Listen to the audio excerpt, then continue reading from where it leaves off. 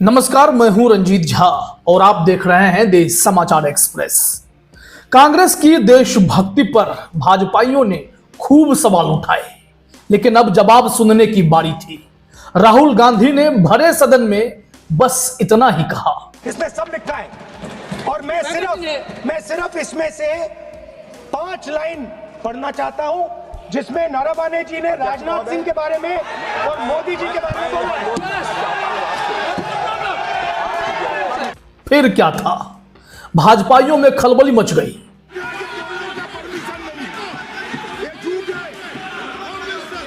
इसमें क्या लिखा है जिससे ये इतना घबरा रहे हैं कि मुझे ये पढ़े नहीं, आप पढ़ने नहीं दे रहे। अमित शाह, राजनाथ सिंह, ओम बिरला सबने एक साथ धावा बोल दिया और कहा कि राहुल गांधी को तो बोलने ही नहीं देंगे। इस तरह से काल्पनिक बातें यहाँ पर सदन के समक्ष आकर पूरे सदन को गुमराह, केवल सदन को ही नहीं बल्कि सारे देश को यह गुमराह करना चाहते हैं। इसलिए मैं आपसे अनुरोध करूंगा कि इस विषय पर इन्हें बोलने से रोका जाए।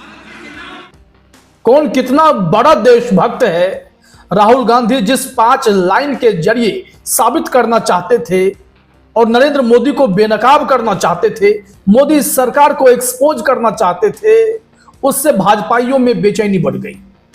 वो 5 लाइनें क्या हैं वो भी हम आपको आगे बताएंगे, लेकिन पहले इनकी बौखलाहट तो देख लीजिए। तक प्रकाशित नहीं हुई है, इसका जिक्र सदन में कैसे हो सकता है? और प्रकाशित हो तो भी नहीं कर सकते, मगर प्रकाशित ही नहीं हुई है। हाँ, ऐसे प्रकाशित कोई भी किताब प्रकाशित, कोई भी मेल पर, कोई भी चीज पर चर्चा कैसे हो सकती है यहाँ सदन में? मतलब साफ है, ओम बिरला बुरे फंस गए हैं, क्योंकि उन्होंने कहा कि ना तो छपी हुई किताब पर हम कुछ यहां चर्चा करने की अनुमति देंगे, ना ही अप्रकाशित किताबों पर। अमित शाह कह रहे थे, राजनाथ सिंह कह रहे थे कि सदन में किताबों पर परिचर्चा का कोई दौर नहीं रहा है, कोई परंपरा नहीं रही है, तो ऐसे में यह सब तो हम होने ही नहीं देंगे। अब जरा सोचिए कि पूरी भाजपा घबरा क्यों रही है। वो किताब छपी नहीं है, इसका बहाना बनाकर उस किताब के कुछ अंश राहुल गांधी को पढ़ने की अनुमति क्यों नहीं दी जा रही है। दरअसल सच्चाई यह है कि उस किताब में प्रधानमंत्री नरेंद्र मोदी और भाजपा सरकार को बेनकाब कर दिया गया है। I am raising a matter of national security. It is uncomfortable for the defense minister. It is uncomfortable for the prime minister. I understand it. पूर्व आर्मी चीफ नरावने साहब ने जो उस किताब में संस्मरण लिखे हैं, वही तो वो पढ़ना चाह रहे थे राहुल गांधी। कार्मा मैगजीन में चीजें छप चुकी हैं और वो 5 लाइन जो है वो इतनी जबरदस्त हैं, इतने सेंसिटिव हैं कि मोदी शाह की देशभक्ति पर सवाल उठना लाजमी है। अब मैं आपको बता देता हूं कि 4 स्टार्स ऑफ डेस्टिनी नामक किताब है, जिसे छपने ही नहीं दिया जा रहा है। नरावने साहब ने कहा है कि ये तो पब्लिशर्स जाने, ये क्यों नहीं इसे छपने दे रहे हैं, कौन उन्हें रोक रहा है। लेकिन मुझे जो जिम्मेदारी थी, जो मेरी जिम्मेदारी थी, मैंने उस किताब में अपनी बातें लिख दी। पूर्व आर्मी चीफ हैं और उन्होंने भारत चीन के बीच हुए सीमा विवाद पर जो डिटेल्स साझा किए हैं और भारत सरकार का जो एक्शन रहा था, उसी को राहुल गांधी ने पकड़ा और कहा कि हमारी देशभक्ति पर सवाल उठाते हो, अब जरा यह 5 लाइन सुन लो। बोलने ही नहीं दिया गया। लेकिन मैं आपको बताता हूं कि ओम बिरला कैसे नियमों के परे जाकर राहुल गांधी को रोकने की कोशिश कर रहे हैं, और दूसरी तरफ यह भी हम आपको बताने जा रहे हैं कि वो 5 लाइनें क्या क्या हैं। नागेंद्र शर्मा एडवोकेट भी हैं, पत्रकार भी हैं। उन्होंने लिखा है कि अजीब बात है, लोकसभा स्पीकर ओम बिरला को गलत तरीके से समझाया गया है। इस वजह से उन्होंने फैसला दिया कि विपक्ष के नेता राहुल गांधी पूर्व सेना प्रमुख जनरल एम नरवाने की किताब के कुछ हिस्सों का जिक्र नहीं कर सकते। ये हिस्से द कार्बा मैगजीन में छपे हुए हैं। स्पीकर ने जो नियम बताया, रूल 349 का, वो इस मामले में लागू नहीं होता है, ये नागेंद्र शर्मा बता रहे हैं। उन्होंने कहा कि राहुल गांधी को इस बात को उठाने से रोकने का हक सिर्फ 2 ही हालात में बनता है। पहला, अगर द कार्बा मैगजीन खुद कहे कि ये जो लाइनें छापी गई हैं वो हमारी नहीं है, या अगर रिटायर्ड जनरल नरवाने खुद आगे आकर कहें कि ये जो बातें कही जा रही हैं वो मेरी किताब में नहीं लिखी गई हैं। अब समझिए कि नागेंद्र शर्मा ने कैसे ओम बिरला को एक्सपोज किया है कि आप मनमाने ढंग से रूल 349 का प्रयोग कर रहे हैं, और आपने सीधे कह दिया कि किताब छप भी जाती तब भी हम चर्चा होने नहीं देते। अब तो छपी ही नहीं है तो और नहीं होने देंगे। यह हैरान करने वाली बात है। अब यहां देखिए क्या उन्होंने आगे कहा है कि बिना इन दोनों में से किसी के आपत्ति जताए राहुल गांधी को रोकना सही नहीं है। आजकल वैकल्पिक मीडिया और डिजिटल मीडिया जैसे द कारवां वेबसाइट्स संसद का एजेंडा तय कर रहे हैं, जब मुख्य धारा के बड़े बड़े न्यूज चैनल और अखबार सो रहे हैं या कमजोर पड़ रहे हैं, तब किसी ने तो जगाना था ना। मतलब नागेंद्र शर्मा कह रहे हैं कि स्पीकर का फैसला गलत था, नियम का गलत इस्तेमाल हुआ, और असली बात यह है कि अब डिजिटल मीडिया ही संसद में बड़े मुद्दे उठा रहा है। अब समझिए कि इस पर बड़ी बहस हो सकती है कि लोकसभा स्पीकर ओम बिरला अगर सदन की जिम्मेदारी संभाल रहे हैं, चेयर कर रहे हैं, तो क्या वो नियमों का जबरदस्ती दुरुपयोग भी कर सकते हैं क्या? अब यहां से सवाल यह उठता है कि आखिर पूरी भाजपाई लॉबी बेचैन क्यों हो गई? आखिर उस 5 लाइन में क्या छप जाता, क्या जानकारी संसद के रिकॉर्ड में चली जाती जिससे मोदी शाह की छवि धूमिल हो जाती? आइए वो भी हम जान लेते हैं।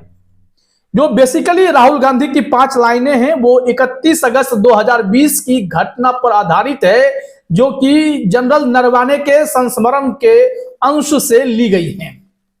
जब चीनी टैंक भारतीय सीमा में घुस रहे थे तो वहीं पर क्या खेल हुआ था उसे उन्होंने बताने की कोशिश की, और मोदी शाह को बता दिया कि आपकी देशभक्ति किस लेवल की है। पहली लाइन यह है कि जनरल नरवाने ने लिखा कि उन्हें स्पष्ट आदेश थे कि उच्चतम स्तर से मंजूरी मिलने तक फायर नहीं खोलना है। यह दिखाता है कि सेना को एलएसी पार करने या गोली चलाने की अनुमति नहीं थी बिना राजनीतिक नेतृत्व की मंजूरी के। यह प्रतिबंध भारतीय सेनाओं को चीनी आक्रमण के खिलाफ तत्काल कार्रवाई से रोक रहा था, जिससे स्थिति गंभीर रह गई। और ये जो पहले लाइन का अंश हमने लिया है कारवां मैगजीन से लिया है। दूसरा पॉइंट, नरवाने ने राजनीतिक और सैन्य नेतृत्व को फोन कॉल किए, जिसमें रक्षा मंत्री राजनाथ सिंह, राष्ट्रीय सुरक्षा सलाहकार अजित डोभाल, सीडीएस जनरल बिपिन रावत और विदेश मंत्री एस जयशंकर शामिल थे। उन्होंने लिखा, प्रत्येक से मेरा सवाल था, मेरे आदेश क्या हैं, लेकिन कोई स्पष्ट निर्देश नहीं मिला जो राजनीतिक और निर्णय को दर्शाता है। मतलब कि यहां से भी समझिए कि दिल्ली में बैठे ये भाजपा के बड़े खिलाड़ी कैसे एक आर्मी चीफ को एक्शन नहीं लेने दे रहे थे। नंबर 3, रात के 9:25 पर नरवाने ने राजनाथ सिंह को फिर कॉल किया और स्पष्ट निर्देश मांगे फॉर क्लियर डायरेक्शंस, लेकिन कोई निर्देश नहीं आए। यह दिखाता है कि सरकार ने सेना को फैसले के लिए अकेला छोड़ दिया, जबकि चीनी टैंक करीब आ रहे थे।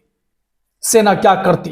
पहला तो पॉइंट वही है कि उच्चतम आदेश जब तक ना आए तब तक कुछ नहीं करना है। यह भी कारवां मैगजीन ने प्रकाशित की है। अब चौथी लाइन पर आते हैं, स्क्रोल से हम लिए हैं।